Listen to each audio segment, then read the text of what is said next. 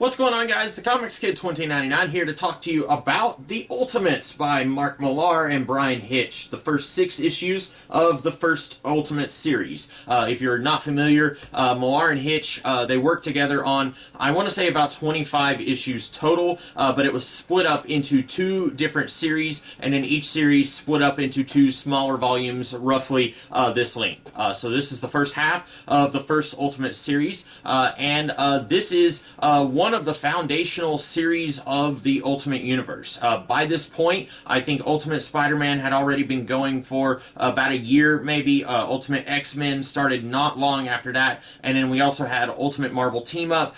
So this was, if I'm not mistaken, the 4th series in the Ultimate Universe, and this, I feel like, is maybe one of the more divisive series of the Ultimate Universe. A lot of the other books that I have talked about in going through and rereading some of these Ultimate books for the first time in a long time, a lot of them, if I say Ultimate Iron Man by Orson Scott Card isn't that good, most people are going to say, yeah, we know. But if you have any strong opinions on the Ultimates by Millar and Hitch, I feel like some people are going to say, yeah, we definitely agree, and some people are going to say, I don't know. And so it's really hard for me to dissect this book and figure out where I stand on it. Part of it is my views are colored by nostalgia. I have had this particular copy for a long time. Maybe you can tell that that book corner is kind of bent a little bit. This I think is like a first printing of this book. The cover price of this particular volume is $12.99. Nowadays, I think you'd be hard pressed to find any trade paperback that is only $12.99, especially one that is 6 issues. If you walked into a store selling a brand new book for that collected 6 issues, it would probably be closer to $25 than $12.99. So I've had this book for a long time. I reread this particular volume several times. Eventually, I did get the other 3 volumes in Millar and Hitch's Ultimates run, but I had this one a lot longer than I had any of those others. And so part of it is I have memories associated with these particular issues of when I was first getting into comics. I remember when I first started reading comics, Marvel, their website had 4 series that you could read every issue up to a certain point for free. It was Ultimate X-Men, Ultimate Spider-Man, the Ultimates, I think, and then Elektra, just the main 616 Elektra. Whatever series was happening in the early 2000s with Elektra, I don't think it was an ongoing. It might have been a mini. I don't remember. I don't even remember who wrote and drew it. But I think those were before, I think, that you could read them for free on Marvel's website. And obviously that didn't last long. Eventually they stopped updating the issues, and so eventually I had to go out and buy the books so that I could keep reading the stories. But I have a certain fondness for this series that I might not have if I hadn't read this series over 20 years ago now. And also, I can recognize that reading these issues in particular, there are some things in it that the kids these days, they might say, oh, that's very cringe. I would say embarrassing, since I'm an adult that uses real adult words. But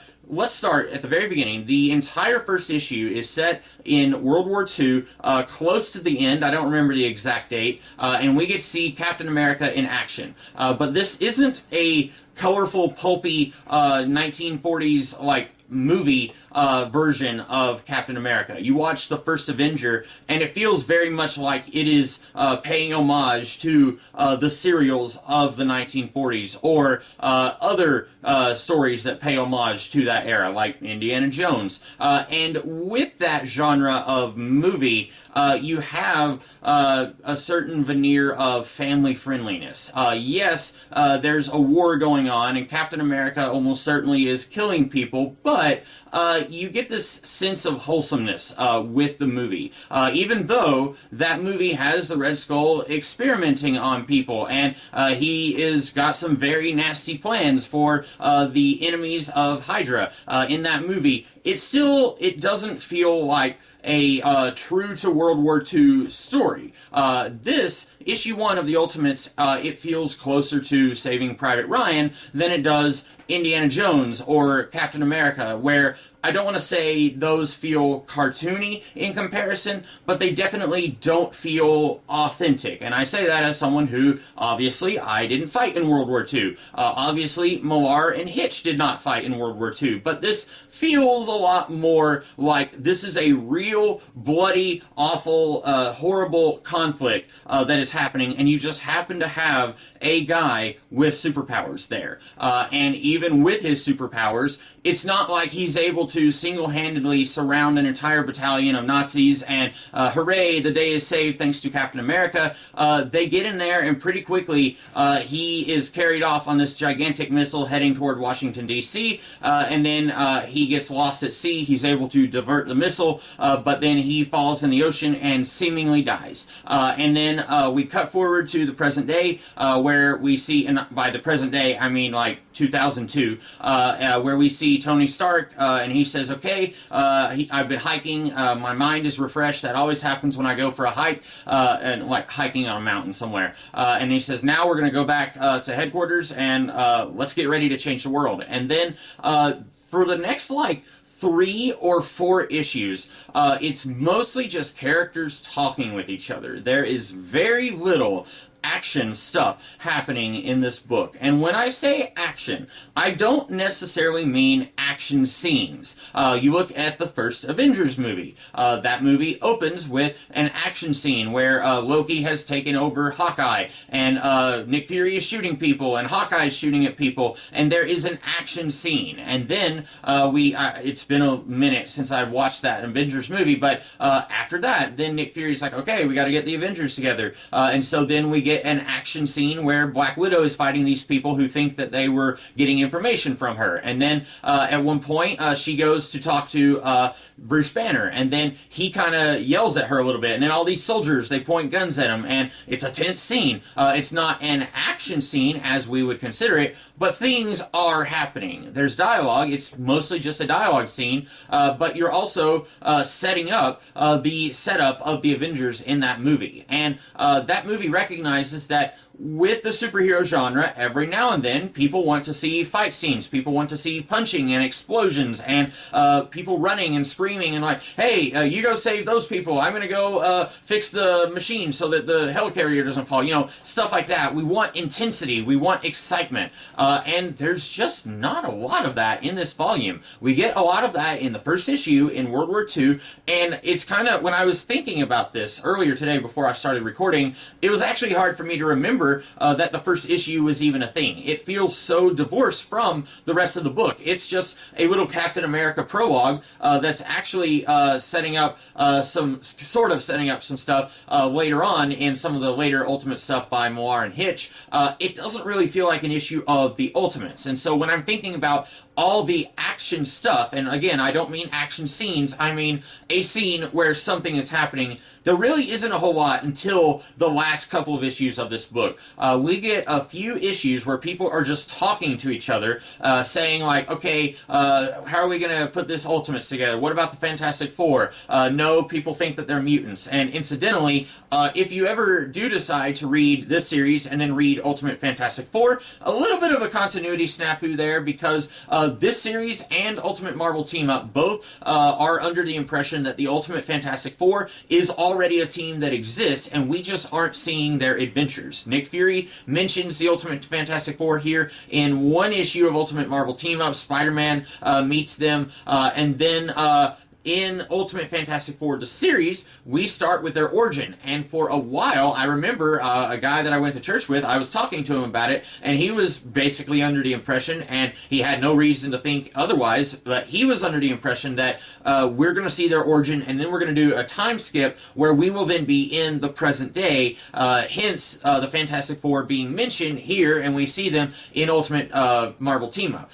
But no, if you read Ultimate Fantastic Four, we get their origin, and then they're just younger than the rest of the Ultimate Universe. They're all like high school age, or maybe just barely college age, whereas this is acting like they've been around for a little while. But you get Nick Fury talking to Tony Stark, like, okay, can't use the Ultimate Fantastic Four, and then later Betty Ross and Bruce Banner are talking, and they mention this Olympic archer who is part of the team, but he's on vacation while they're talking. And then they find Captain America, and incidentally, that is kind of an action scene where Captain America's fighting everyone because he doesn't believe that he's been in suspended animation for 56 years, but that's like the only action scene until we get to the climax of the book. But then mostly it's just talking with characters, and it's not even really interesting talking. I think you could have easily trimmed an entire issue of the middle of this book where characters are all just chit-chatting with each other about, you know, hey, Thor won't join the team because he's out here saving the environment, and that's good to know. We need to know what's going on with Thor if he's going to be part of this team, but it seems like a lot of this could have been cut down. There is about 2 pages where Nick Fury, Hank Pym, Janet Pym, and Steve Rogers, they're all in a room, and 3 of them are talking about they're going to make a movie about the Ultimates, who would play who, and they're saying like Johnny Depp would play Iron Man, Matthew McConaughey would play Ant-Man, Lucy Liu would play the Wasp, and Samuel L. Jackson would play Nick Fury, and that conversation goes on for like 2.5 pages, and then finally they start insulting Bruce Banner, who's not there, and then he hears them, and it's actually an important scene because we've been seeing Bruce Banner kind of dealing with his lack of faith in himself, I guess, and he feels like he's not cutting the mustard, and he's not doing what he was brought on to do. And we know from the Ultimate Marvel Team-Up series that Bruce Banner was the Hulk at one time, but as of this story, he's been completely cured of the Hulk. But then his former girlfriend, who they're taking a temporary break, she's been treating him like crap. The Pyms have been treating him like crap, and then he walks in on this conversation where everyone is insulting him, so he runs out and he takes the Hulk serum and mixes it with the Super Soldier serum, and then he injects himself with it, and that is the catalyst that kicks off the climax of the book. And so then what's left of the Ultimates, Captain America, Captain America, Iron Man, Giant Man, and the Wasp, they go to try and stop the Hulk, and then Thor ends up joining them because the president doubled the budget for international aid, and then finally they are able to defeat the Hulk, and this, I feel like, really kind of colored my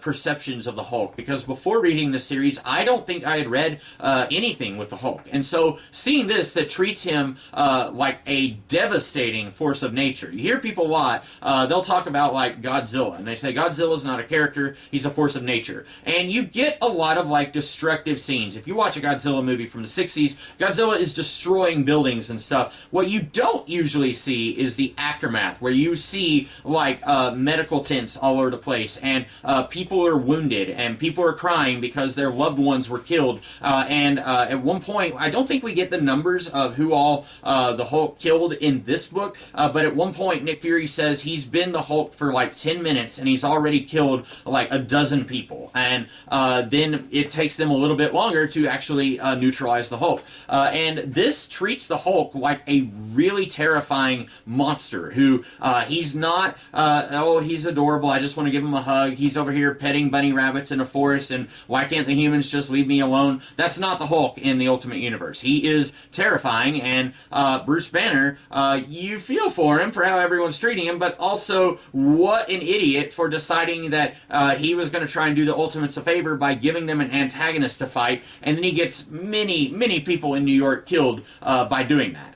But yeah, there's just a whole lot of like, not a lot happening in the middle of this book, and I feel like as I go further into the other Ultimates volumes, it's not going to be quite that bad. Now that the team is set up, I think they're going to... it's been a long time since I have read the other volumes of the Ultimates, but I feel like probably the plot stuff is going to kind of kick into high gear a little bit more in the later volumes. But with this one, I hope you really enjoy seeing seeing lots of really dated references to pop culture and politics from the early 2000s. When I was 12 or 13, however old I was when I was reading this book the first time, I didn't know what Procter and Gamble was. I didn't know who Ralph Nader was. And then reading a lot of this, it just feels very dated. At one point, Betty Ross is on a date with Freddie Prinze Jr. She's talking about maybe getting him to play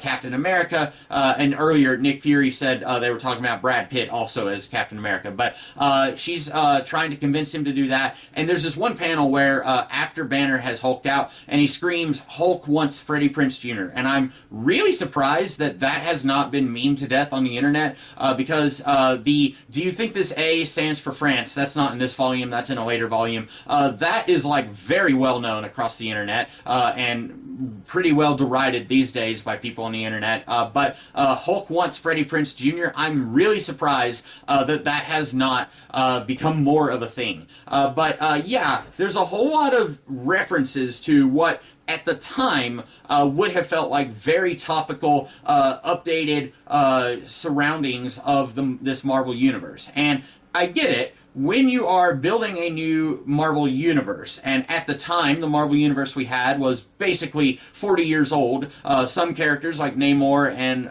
Captain America, they were introduced in the late 30s, early 40s, but then there was a good 10 years there where we didn't really have a Marvel Universe, and the Marvel Universe as we know it started with Fantastic Four issue 1 in 1961. And so when the Ultimate Universe was getting kicked off, about 40 years have passed, and the thinking was a lot of people find the main Marvel Universe to be way too not user-friendly. It's too hard to penetrate. I can't just pick up an issue of Spider-Man with, like, issue 590, whatever, and I'm expected to know what happened in the previous 589 issues, and the short answer is no, but still, a lot of people probably saw the main Marvel Universe as very difficult to grasp. And so with the Ultimate Universe, they had to try and figure out, okay, it's not just here's an alternate universe and then, Iron Man starts fighting people, Captain America starts fighting people, and then they join forces. We want this to feel different from the main Marvel Universe. And so we have a whole lot of references to pop culture and politics. And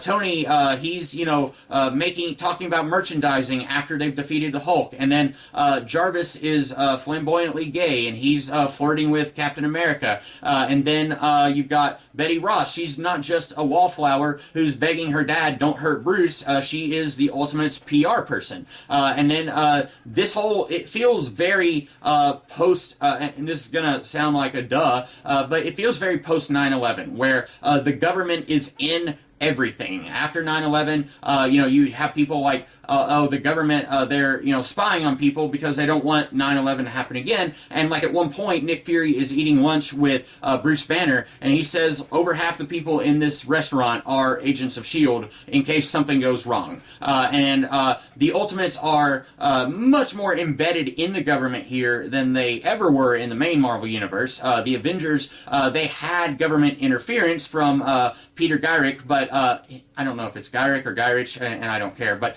they had government interference, but the Avengers was never really a government team. And that is one way that Millar and Hitch felt like they needed to update the concept of the Avengers. It's not just 5 people who just happen to meet each other while they're doing something, and then they all decide we should team up.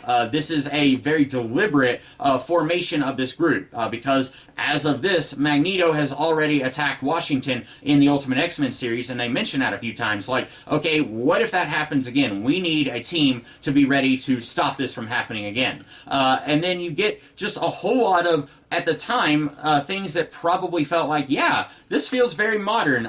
This isn't your grandpa's Avengers, and you're excited about that. You want this to feel updated and new and fresh. But now, reading this volume 20 years later, a lot of it just feels really embarrassing. Like when Nick Fury says, I voted for Ralph Nader, womp womp, and stuff like that. At one point, Nick Fury is kind of insulting Thor, and he says something, and then he says, yeah, Thor said, are you guys here to arrest me for a protest that we did? And Nick Fury says, if I was here to arrest you, I wouldn't have brought my government issue Glock and my Swiss Army knife, Norse boy. And it's just like, Wow. Like, so a lot of that is just Mark Millar.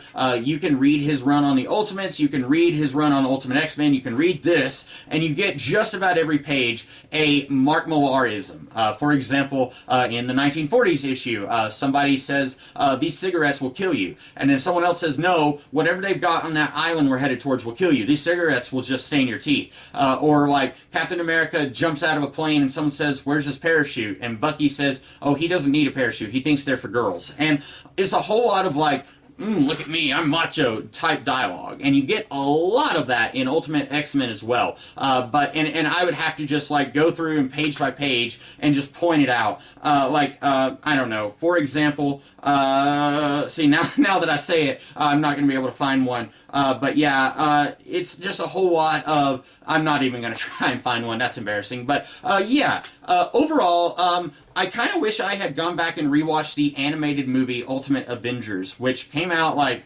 2008 maybe, and it was in some ways a pretty faithful adaptation of this, but it did make some pretty significant changes. But the one time I watched that movie, I actually really liked it, and I think it was actually a better version of this story than this story. It kind of removed a lot of the excesses of Mark Millar, and it felt like a better superhero story. But that is about all that I have to say about this volume. I am still going through and rereading all of my stuff from the Ultimate Universe that I have, but I don't know if I'm going to actually do videos on the Ultimates Volume 2 and Ultimates 2 Volume 1 and 2, because I don't know if I'll have anything to say that I didn't already say with this book. But that's about all I have to say here, so I will see you guys in the future with something else. In the meantime, have a great rest of your day. Catch you later.